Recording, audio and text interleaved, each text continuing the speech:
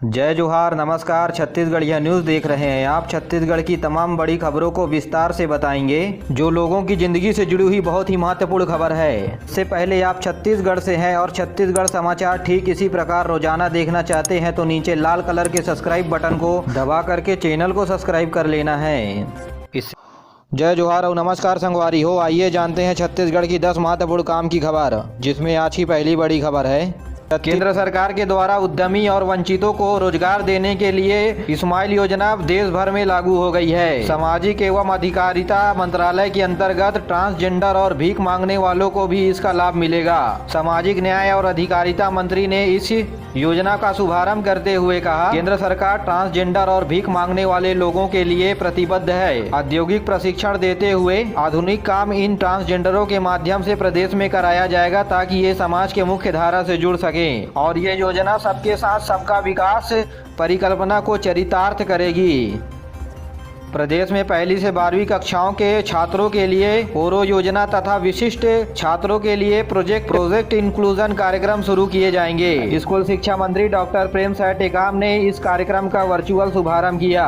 ओरो योजना के अंतर्गत बच्चे पढ़ाई में मेहनत करके क्विज प्रतियोगिता के माध्यम से हजारों रुपए के स्कॉलरशिप प्राप्त कर सकेंगे। ये कार्यक्रम विशेष बच्चों को पहचान कर सामान्य बच्चों के साथ लाने के लिए है। स्कूल शिक्षा मंत्री विभागीय अधिकारी और स्कूलों से अपील की है, अपने अपने क्षेत्रों में बच्चों को क्विज प्रतियोगिता में शामिल होने और उनके ज्ञान को बढ़ाने की कोशिश करें।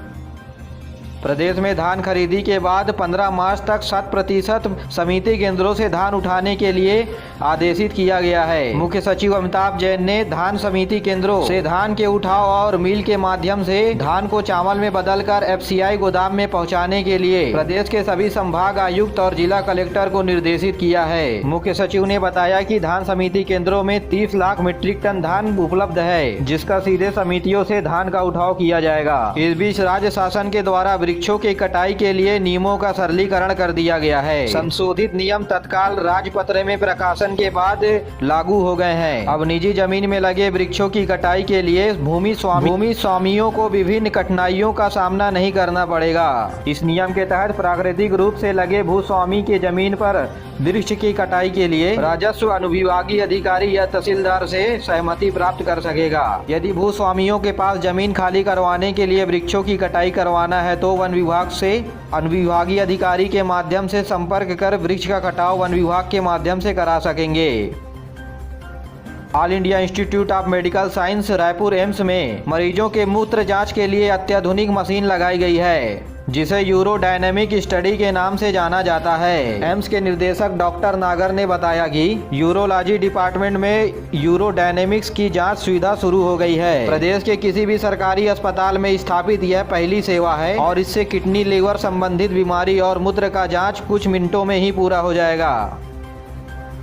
दक्षिण पूर्व मध्य रेलवे के प्रबंधक आलोक कुमार ने बिलासपुर, नागपुर और रायपुर मंडल का निरीक्षण किया। उन्होंने यात्रियों की सुविधाओं और रेल पटरियों की जांच समेत जन सुविधाओं से बातचीत करके उनके बारे में जाना और रेलवे विभाग की ओर से हो रही असुविधा के लिए कर्मचारियों को चेतावनी भी दी। महाप्रबंधक ने विधायक धर्मलाल कौशिक और उनके कार्यकर्ताओं से बिल्हा में चर्चा की। उन्होंने रायपुर और सिरियाली रेलवे स्टेशन में विभिन्न जन प्रतिनिधियों से बात करके यात्री सुविधाओं के बारे में जानकारी ली और कहा, जल्द ही अच्छे से अच्छा यात्री सुविधा दिया जाएगा।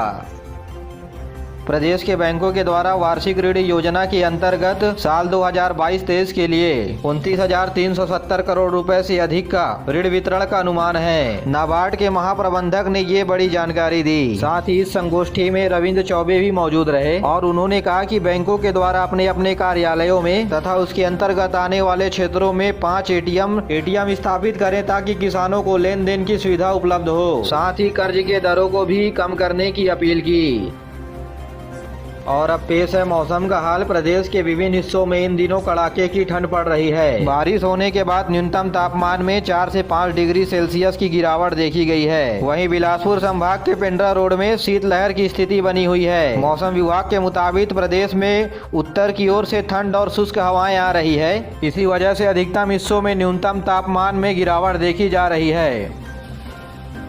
मुख्यमंत्री भूपेश बघेल ने कहा है कि छत्तीसगढ़ में उद्योग, व्यापार और बाजार के लिए अनुकूल वातावरण है। उन्होंने कहा है कि देश और दुनिया के निवेशक यहां आकर देखें। उद्योग मित्र, व्यापार मित्र, पर्यटक मित्र तथा उपभोक्ता मित्र के माध्यमों से नवा छत्तीसगढ़ गढ़ा जा रहा है। इस योजना के माध्यम से ऐसे लोगों को अवसर दिया जा रहा है जो प्रदेश में आकर के उद्योग धंधे खोलना चाहते हैं। उन्होंने कहा कि इस माध्यम से प्रदेश के युवाओं को रोजगार मिलेगा। इसके लिए राज्य सरकार उद्योग लगाने वालों को छूट भी दे रही है। मुख्यमंत्री भूपेश बघेल ने कहा है कि पिछले 3 सालों में 1715 नए उद्योग बने हैं, जिसमें 19,500 करोड़ से अधिक का निवेश हुआ है और इन उद्योगों से 33,000 लोगों को रोजगार भी मिला है। इसके अलावा प्रदेश में 149 MOU भी साइन किए गए हैं, जहां 4,000 करोड़ रुपए का निवेश होगा और इससे 90,000 लोगों को रोजगार भी मिलेगा। उन्होंने कहा कि छत्तीसगढ़ में उद्योगों की सुगमता पर भी जोर दिया गया है। ईज ऑफ डूइंग बिजनेस के मामले में देश में प्रथम 6 राज्यों में छत्तीसगढ़ शामिल है। श्री बघेल ने कहा कि छत्तीसगढ़ सरकार ने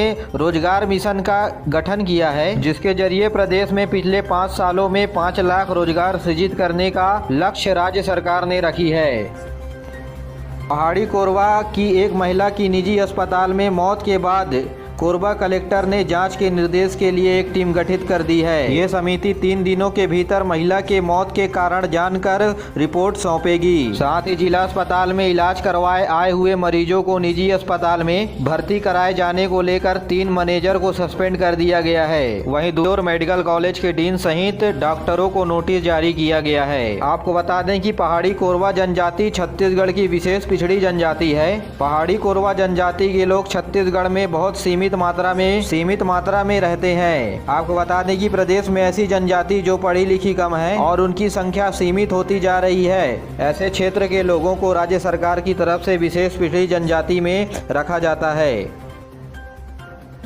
छत्तीसगढ़ में शराबबंदी को लेकर के मुख्यमंत्री भूपेश बघेल ने बड़ा बयान दिया। भाजपा की ओर से शराबबंदी के विरोध के बाद कांग्रेस प्रदेश अध्यक्ष मोहन बरकाम की बातों को सही ठहराते हुए मुख्यमंत्री भूपेश बघेल ने कहा कि छत्तीसगढ़ प्रदेश आदिवासी अंचलों से घिरा हुआ है, जहां आदिवासियों की संस्कृति में शराब तर्पण का कार्य करता है। इसलिए हम छत्तीसगढ़ के 60% क्षेत्रों में शराब नहीं बंद कर सकते। आपको बता दें कि आदिवासी क्षेत्रों के प्रतिनिधियों की ओर से शराब दुकान बंद नहीं करने की मांग की जा रही है। सीएम ने कहा कि प्रदेश में शराब दुकान बंद करना है या नहीं, इसके लिए पहले पंचायतों से अनुमति मांगी जाएगी और जिन क्षेत्रों में 60% से अधिक शराब बंद करने के पक्ष में मत आता है तो उन क्षेत्रों में शराब दुकान बंद की जा सकती है। जी हां, छत्तीसगढ़ के कांग्रेस सरकार ने शराबबंदी को लेकर के अपना स्पष्ट रवैया अपनाया है। वारी हो इनकी मंशा से आप क्या समझते हैं, नीचे कमेंट करके जरूर बताएं।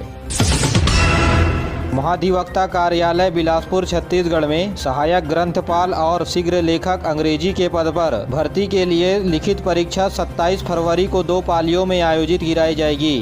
कोरिया जिले के मनिंद्रगढ़ के प्राथमिक स्वास्थ्य केंद्र में एक्सपायरी डेट की दवाइयां मिली है। MLA विनय जायसवाल ने अचानक निरीक्षण किया। विधायक जायसवाल ने CHMO को स्टोर कीपर के ऊपर कार्यवाही करने के निर्देश दिए हैं। मनिंद्रगढ़ सामुदायिक स्वास्थ्य केंद्र का ये मामला बताया जा रहा है। जी हां, इस अस्पताल के कुछ दवाइयां और जनवरी माह में ही एक्सपायर हो चुकी थी। अगर आप जनवरी के बाद मनिंद्रगढ़ के सामुदायिक स्वास्थ्य केंद्र में अपना इलाज करवाए हैं तो अस्पतालों के द्वारा दी जाने वाली दवाइयों के एक्सपायरी डेट को जरूर देख लीजिएगा। और दर्शकों से अनुरोध है कि दवाई, गोली या किसी भी प्रकार का इंजेक्शन लेने से पहले एक्सपायरी डेट जरूर देख लें, उसके बाद ही दवाई मेडिकल स्टोर से लें। आपको बता दें जानकारी के लिए कि प्रत्येक दवाई का बनने के बाद काम करने का समय होता है और अंतिम समय को हम एक्सपायरी डेट कहते हैं।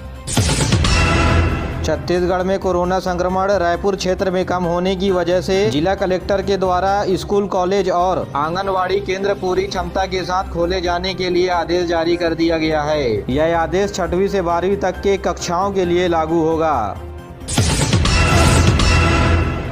राज्य में महार और मेहरा जाति के लोगों के लिए नियमानुसार जाति निवास प्रमाण पत्र देने की बात सरकार ने कही है। इस संबंध में सामान्य प्रशासन विभाग की ओर से जारी किए गए आदेश में सभी कलेक्टरों को अनुविभागीय अधिकारियों के माध्यम से जाति निवास प्रमाण पत्र देने की बात कही गई है।